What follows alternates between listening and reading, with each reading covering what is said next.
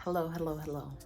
So today's video is just a talk about the pressures of being influenced by influencers. So I recently unfollowed a lot of people, almost 400 people from a social media platform that I have. And a lot of the people that I followed were influencers who obviously are beautiful young women who have access to these brands, who want to promote and advertise their business and use these influencers to get my attention, people like me, and our whole attention, so that we can spend time, wanting to look like these influencers and having the things they have, because we believe that their lifestyle and what they're promoting is going to lead to happiness.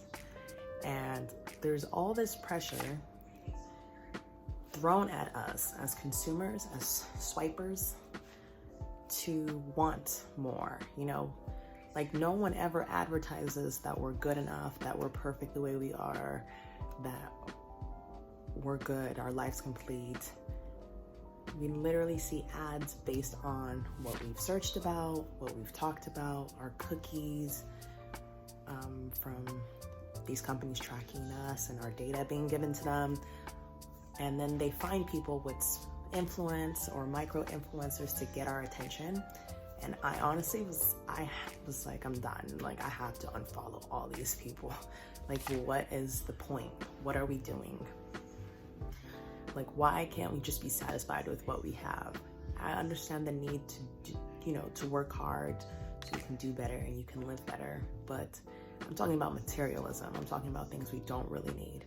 Like, if you buy a few bodysuits, you're gonna be good. If you have some denim, you're gonna be good. If you have one pair of Doc Martens, you're gonna be good. Especially if you live in a city like New York, one pair of Doc Martens will outlast anything else, really. And it just made me think about how much influence that's being pushed out onto us, onto me. So I feel like unfollowing people that you don't really connect with, or you're tired of seeing, it's honestly just promotions. There's no depth. It's all surface level.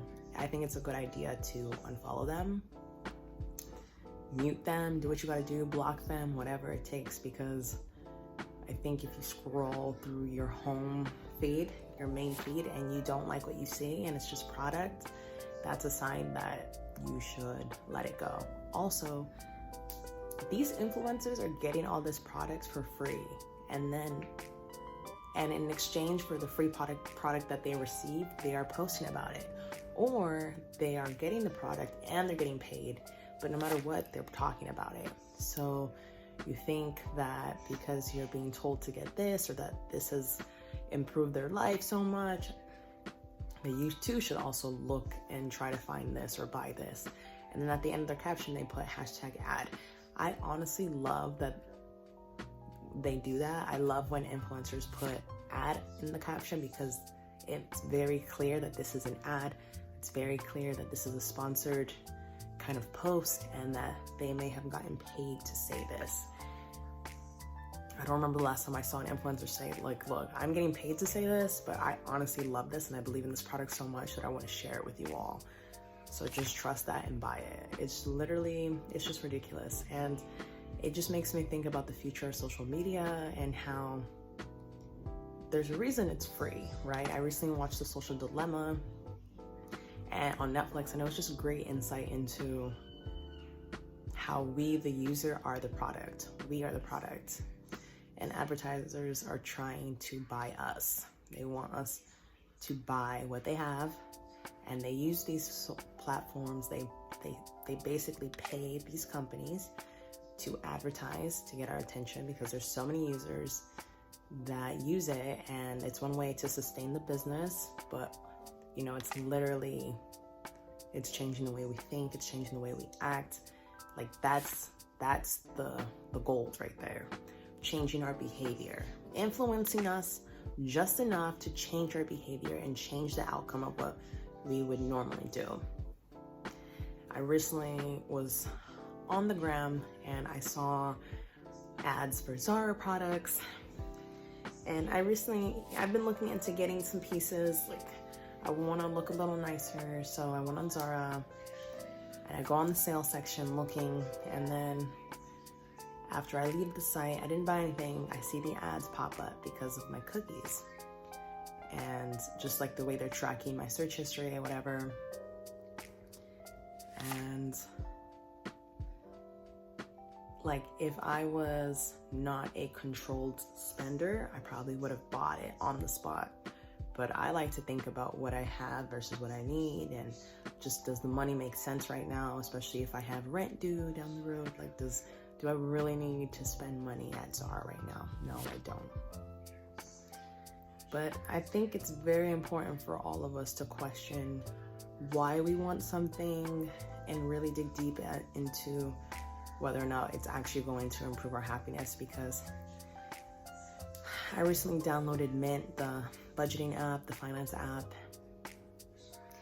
and I believe it was Mint, and they have a question where you can go over your purchases and you can ask, or it might have been Albert, I'm not too sure, one or the other. It asks you if these purchases made you happy. You can rate 0 to 10, like, did that purchase actually make you happier? And I remember voting down like it didn't. Like, I don't know why I bought that when it didn't really make me happy. And I think a lot of us get caught up in trying to keep up with the Joneses, and it just doesn't really add to our long-term happiness. In the short term, yes, you'll be fine, like, it'll make sense, but long-term, you're not going to be as excited as you were in the beginning when you received it, because you didn't really need it. You just wanted it. You wanted it to fulfill some short-term desire, and it did. I'm trying to figure out how I can just be sent free product. All the extra promoting, like, it's hard to keep up with that lifestyle of buying things and making sure you're always looking 100% your best. I would rather just be sent free product. I think that's the dream, and then actually incorporate what I need into my lifestyle. But I don't have the following yet. I don't have the influence yet. Like, I literally just talk about what I like. I share what I think is important. And I want to start asking, real questions that actually make us all think. Because influencers are powerful, whether they're small or big, but we all know the game. Like, we all know the game they're playing, and as consumers or people who are being told what to buy because we're seeing these ads, we have to play smart. We have to understand that we don't have to accept what we're given, and that you ultimately have the power. You can unfollow these people. You don't have to keep following them. You can unfollow them. You can unfollow them, and you can save your money, because at the end of the day, money allows you to do a lot of things. It can either hurt you or help you, and when you spend money on things you didn't really need, it hurts you at the end of the day. And then you're playing catch up, and then you're just waiting for the next check to cover you for the check that you spent. And I'd rather just stack the coins. I'd rather stack the coins up and look real high and be like, wow, I have all this money, oh my goodness. Yeah, but that was just a thought I wanted to share. Just influencers in general, and this whole game with product and spending and buying. How do you feel about it? How do you control your spending habits? Do you have spending habits? Do you buy everything you see, or do you buy nothing else?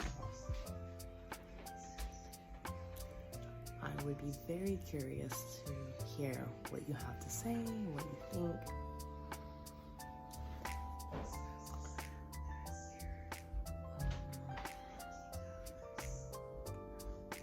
Yeah, I'd be very curious to hear what you have to say or think. So go ahead and leave it down in the comments below. Thank you so much for watching. Have a great day, and save your coins, save your money, save your money, save your money, save your money. Save up, save up. Bye.